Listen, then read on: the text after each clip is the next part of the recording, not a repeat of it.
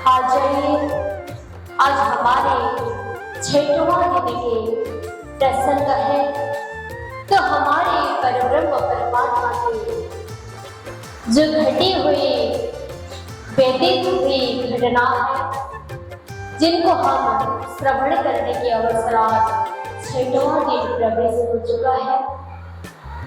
अपने परब्रह्म परमात्मा की जब हम चर्चा श्रवण करते हैं तो हमारे दिल के जितने भी विकार हैं, जितने भी अवरोध हैं, वो सारे अवरोध हमारे अंदर से दूर हो जाते हैं। तब इसलिए हम इस वितक को श्रवण करते हैं, इसलिए हम शास्त्र श्रवण करते हैं, भागवत श्रवण करते हैं।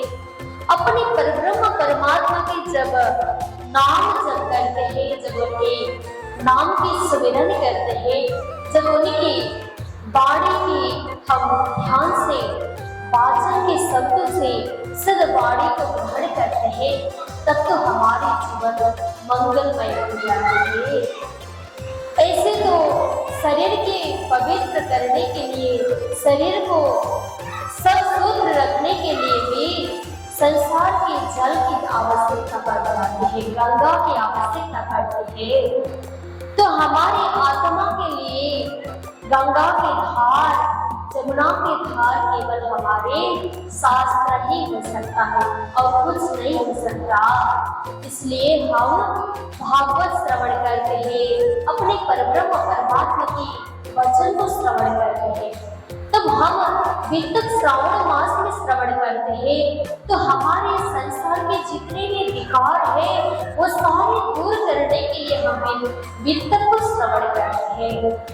तो इसी प्रकार हम अपने जीवन को धन्य और मंगलमय बना रहे हैं, जिसकी वजह हम संसार से निर्विकार होना चाहिए।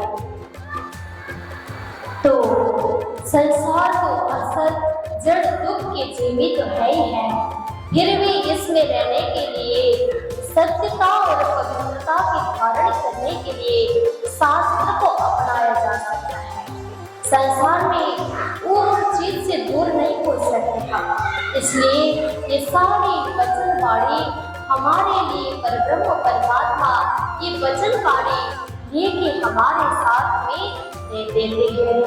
बोले कृष्ण कन्हैया लाल की, धाम के धने की, लालदास महाराज की।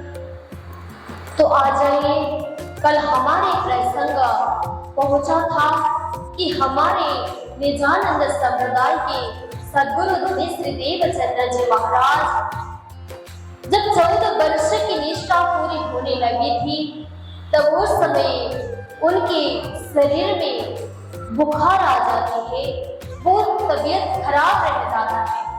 तब विचार करने लगते हैं कि पिताजी ने वैद्य को बुला देते हैं कि वैद्य आकर उनकी शरीर की तबीयत को सही बनाने के लिए वैद्य को बुलाना पड़ा। जब वैद्य आकर के उनकी तबीयत देखते हैं तो बोल देते कि पवन की वजह और ज्यादा उनके शरीर को जोखिम उठाना पड़ेगा ही उनको।